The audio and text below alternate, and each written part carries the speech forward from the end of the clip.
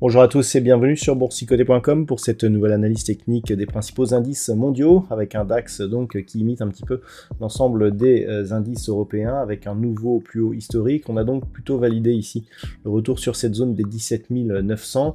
Donc nous avons désormais un nouveau record qui se situe à 18 845,86 sur l'indice allemand et on continue donc à évoluer dans une dynamique haussière qui est relativement forte.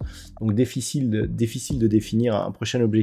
On peut éventuellement tracer ici l'extension de Fibonacci de la dernière phase de dynamique baissière, donc de la précédente consolidation, pour avoir ici le prochain objectif qui se situe désormais à 19 148,24, donc extension à 161,8%. Tant que cette zone ici des 17 900 reste support, c'est l'objectif qu'il faudra désormais viser. Mais pas de record encore sur l'Eurostoxx 50 qui est un petit peu à la traîne. Donc on a ici une configuration qui reste haussière. Là aussi on a franchi cette zone des 4920. On est venu marquer un nouveau plus haut historique. On est venu ici s'appuyer sur cette zone qui agit comme support. Et puis on remonte ici sans parvenir à rafraîchir le point haut que nous avions eu le 2 avril. Donc clairement, on a quasiment une configuration en plus de double bottom. On voit ici des deux points bas significatifs qui sont assez similaires.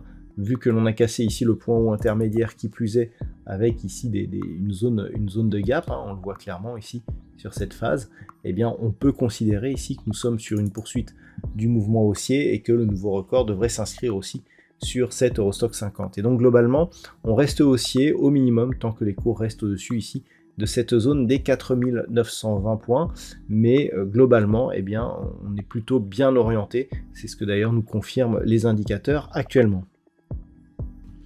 Au niveau des États-Unis, c'est un peu plus poussif, nous n'avons pas de nouveaux records.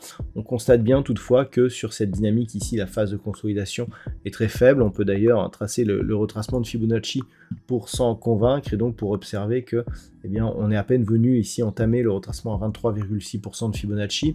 Donc clairement, ça veut dire que nous sommes sur une phase de consolidation qui n'a même pas remis en cause l'aspect directionnel de cette tendance haussière. Et on revient désormais à proximité de la zone ici de point haut qui avait été marquée fin mois de mars, début du mois d'avril.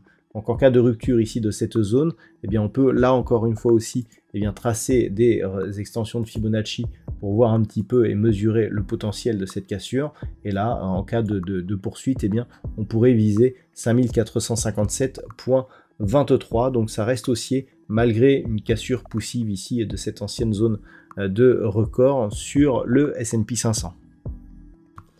Sur le Nasdaq, la configuration est assez identique. On a ici une belle dynamique haussière, une phase de consolidation et une tentative de reprise. Là aussi, on ne marque pas de nouveaux plus hauts historiques. On est toujours ici sur des plus hauts qui ont été marqués à la fin du mois de mars. On peut d'ailleurs observer une baisse de la volatilité et une rupture sur gap aussi de la moyenne mobile 20 exponentielle. Donc on peut attendre ici un retour sur cette ancienne zone de résistance qui se situe grossièrement à 18 385 points. Ce n'est que sur rupture que l'on pourra commencer à vouloir rafraîchir le dernier record donc sur le Nasdaq. Et si on franchit cette zone, là aussi on peut tracer une extension de Fibonacci qui nous donnera l'objectif qui se situe sur cet actif à 19 385,99, donc que l'on pourra arrondir à 19 386 points.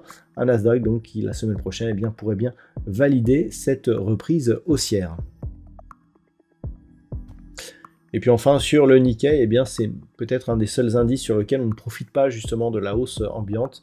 Au contraire, on a une dynamique qui semble s'orienter à la baisse. J'en veux pour preuve ici ces multiples contacts sur la bande de Bollinger inférieure et un rebond technique qui ne fait que rester au contact ici de la moyenne mobile 20 exponentielle. Donc on est plutôt ici sur une poursuite de la phase de consolidation avec une zone ici intéressante, la zone des 36 840 tout simplement parce qu'après avoir été résistance ici cette zone a été support et donc c'est cette zone qui en cas de rupture validerait la poursuite du mouvement baissier en direction ici de la zone des 33 745 points sur le Nikkei.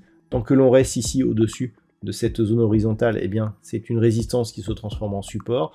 Donc malgré ici cette petite dynamique, on reste sur un biais haussier de fond. Et en cas de rupture, eh bien, on aurait des signaux qui iraient dans l'autre sens. Donc à surveiller ici donc, cette zone des 36 880 points. Voilà donc ce que l'on peut dire sur l'analyse technique de ces principaux actifs de marché et de ces principaux indices. Je vous souhaite de passer un très bon week-end. On se retrouve dès la semaine prochaine pour d'autres analyses techniques, toujours sur le site boursicoté.com.